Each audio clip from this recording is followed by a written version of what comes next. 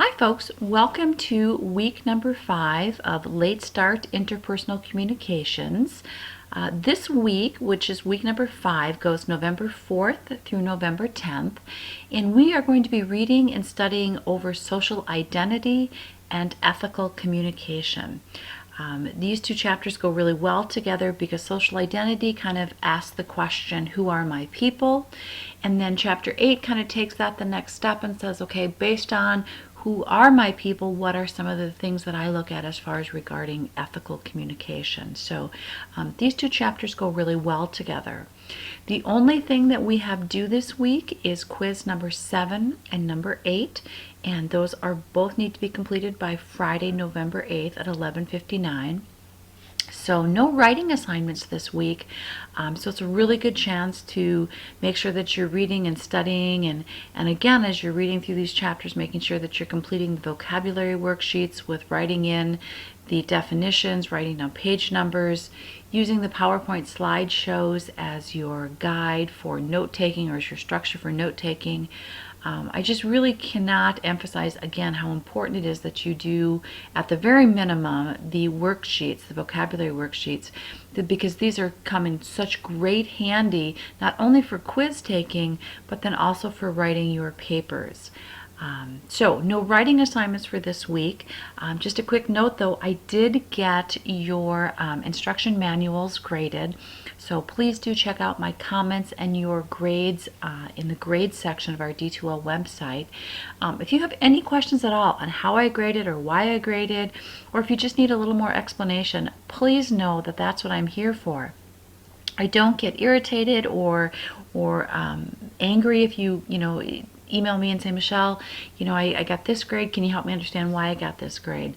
The better that you understand the assignment requirements and kind of what I'm looking for, the better you will do on your future assignments. So I just really want to encourage you, if you do have any questions, to contact me. One of the things, though, that I did notice as I was doing some grading is some of my students, some of the papers that were submitted did not meet the basic requirements. And again, this is where that grading rubric really is important for you to review and have on hand as you're doing any writing for the course. So for example, for the instruction manual, kind of the basic, if you were looking for a C or 70%, is that you had to have at least 3 to 4 text concepts applied in your analysis.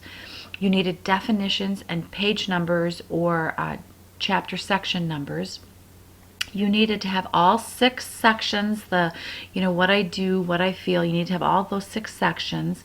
And then you needed to have at least one concept from all 4 required areas. And that was the language, the mediated comm, the nonverbal, and the comm competence. So if you didn't have just those basic requirements, your paper was probably going to be evaluated under a C or under a 70% mark. So again, really important that you keep the grading assignment and the grading rubric out as you're doing any writing, and then also that you take advantage of shooting me a rough draft the Wednesday before it's due and saying, hey, am I on track? Have I met the basic requirements? I know I did review quite a few papers for the instruction manuals, and I would say the vast majority of them that I reviewed needed some tweaking or needed some changes to get up to that basic criterion. So I'm more than happy to take a peek.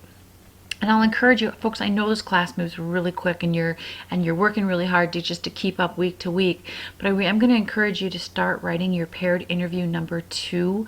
And I know as you look ahead on our schedule here, you'll see that it's not due until November 15th, which is about 2 weeks away. But this paired interview number 2 does require that you interview somebody from another culture. So it does take some pre-planning. You have to think about who you're going to interview. You have to set up the interview. You actually have to conduct the interview. So I am going to encourage you, there is no writing assignment due this week, but I would encourage you to start doing your interview and start your pre-writing for that paired interview number 2. And that way that'll give you enough time to send it to me, to email it to me and have me take a look at it and give you some feedback and comments. Although we are in Chapter 5, just to look ahead to Chapter 6, note that now next week we do have discussion posting 3, you do have a chapter quiz due, and then you do have that paired interview paper due. So next week is a little bit heavier as far as assignments. So again, if you can work ahead, I really do recommend that. Okay, that is it. Again, week number 5, just chapter 7 and chapter 8. Again, with chapter 6 and 8 completed by Friday, November 8th at 11:59. Folks, do please watch the quizzing. Remember, the course policy is that any quiz that is submitted after 20 minutes isn't going to receive a score of 0. And I'm not trying to be mean or nasty, I promise. I just want to be fair. And if I let one student take 25 minutes to take the quiz and another student's is limited to 20, that's not really fair. So I'm not trying to be mean. It's just I have to be consistent with everybody and allow everybody a quiz time maximum of 20 minutes. So do please make sure that you watch the quiz clock carefully and give yourself plenty of time to submit it. Okay, hope you're having a good weekend and relaxing and getting ready for our next week. If you have any questions, please do let me know. Take care, folks.